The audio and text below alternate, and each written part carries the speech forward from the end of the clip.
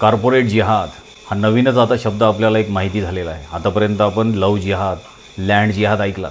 आता कॉर्पोरेट जिहाद हा एक नवीन शब्द त्याच्यामध्ये येऊन जुळलेला आहे. अजून कशाकशामध्ये हे लोक जिहाद आणतील हे काही सांगता येत नाही. आणि पुढेचा येणारा काळ हा एकदम खतरनाक आहे हिंदू लोकांसाठी. हिंदू काय, मुस्लिम व्यतिरिक्त सगळ्या लोकांसाठीच हा येणारा काळ खतरनाक आहे.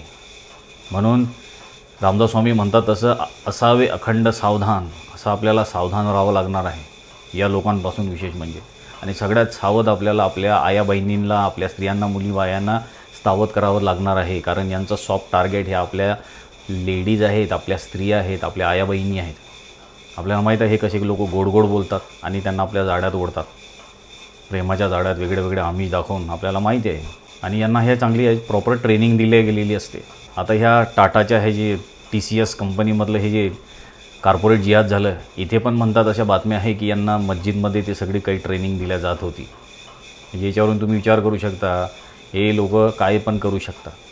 आणि या सगळ्यांमध्ये एक ती यांचे जे अधिकारी आहेत त्या कंपनीतले हे पण सामील होते असं म्हणतात. आणि याच्यातली जी HR आहे, जिचं नाव निदा खान आहे, तिच्या सगळ्या आधारावर जे तिच्या आशीर्वादानं हे सगळं चालत होतं. आता HR म्हटले की सगळी कंपनीची जी रिक्रूटमेंट आहे, भरती आहे, ही हिच्या हातात होती.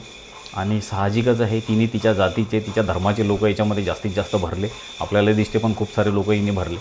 आणि जेव्हा हिच्यापर्यंत कंप्लेंट गेल्या तेव्हा हिने कोणत्याच प्रकारची कारवाई केली नाही, कारण हिचं नाव निदा खान आहे आणि ही हिचा अप्रत्यक्ष याच्यामध्ये सामील होतीच.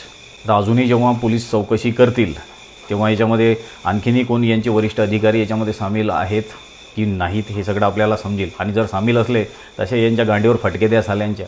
असेच एक प्रकरण आता हल्लीचं आपल्या अमरावतीमधून येत आहे. अमरावतीचे जे खासदार आहेत डॉक्टर अनिल बोंडे यांनी तिथल्या कमिशनरची भेट घेऊन याचं एक महत्त्वाची केसबद्दल सांगितलं. आणि तिथे एक पोरगा तो सापडलेला आहे आणि त्यांनी 180 मुलींची व्हिडिओ केलेले असत ब्लॅकमेलिंग करून. जवळपास 350 व्हिडिओ आहे त्याच्याजवळ त्या 180 मुलींचे. मुलींनो, तुम्ही सावध व्हा. मी सांगितलं ना की यांचं सगळ्यात सॉफ्ट टार्गेट जे असते हे आपल्या आया बहिणी आहेत. गोड गोड बोलायची यांना सवयच आहे. म्हणून जिथं हे लोक कामाला असतील, जिथं कुठं यांचं काही दुकान असेल, काही असेल, आया बहिणीला यांच्याकडे जाऊ देऊ नका. हे लोक धर्मवेडे आहेत. काही सगळेच नसतील, काही पण कोणाची गॅरंटी देता येत नाही. तुम्हाला का बरं कोणाचं धर्म परिवर्तन करायचं रे जबरदस्तीनं, वेगळे आमिष दाखवून? जगू त्यांना लोकांना त्यांच्या धर्माने. तर तुमच्यातलेच कितीतरी लोक धर्म सोडत आहे तुमचा. कितीतरी लोक एक्स मुस्लिम, लाखो हजारो लोक एक्स मुस्लिम बनत आहे. ते बघा आपल्या धर्मात काय काय त्रुटी आहेत त्या पहा पहिले. कशाला लोकांना जबरदस्तीनं धर्म बदलायला लावता तुमचा? आणि नाशिककरांनो, तुमच्या मागचं काही ग्रहण सुटायसारखं दिसत नाही. जेव्हा केव्हा खडबडजनक बातम्या येतील त्या नाशिकमधूनही यायला लागलेल्या आहेत.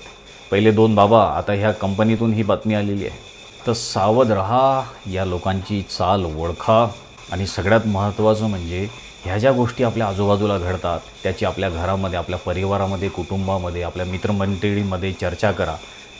आपल्या मुलींसोबत, आपल्या बायकोसोबत, आपल्या बहिणींसोबत या गोष्टीवर चर्चा करा, जेणेकरून या आपल्या आजूबाजूला काय चाललं आहे, कसे हे लोक आपल्याला फसवत आहेत हे त्यांना पण माहिती होईल.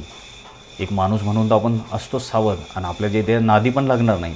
पण आपल्या आई बहिणी यांचं सॉफ्ट टार्गेट आहे. त्यामुळे चर्चा करा, लपून ठेवू नका. धन्यवाद.